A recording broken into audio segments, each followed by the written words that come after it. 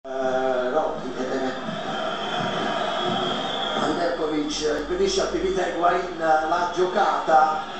Rocchi si posiziona fuori dai 16 metri, fischia, è pronto Jorginho, testa uno a terra, calcio di rigore, l'ha detto e l'ha fatto, calcio di rigore, lo ha detto e l'ha fatto, lo avevo anticipato, cosa ho detto? È la seconda volta che dice se continuate vi fischio il rigore, se continuate vi fischio il rigore, hanno continuato, calcio di rigore.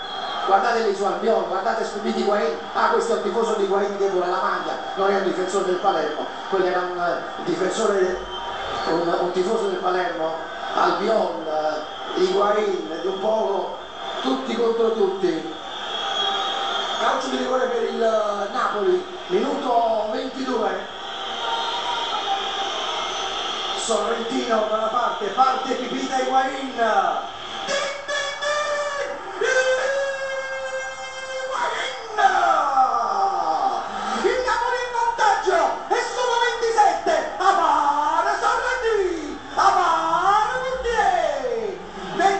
In campionato per il Pipita Higuaín che la mette nel sacco e il Napoli è in vantaggio, la faccia dice Pomala, grande gol su calcio di rigore, portiere da un lato, pallone dall'altro e il Napoli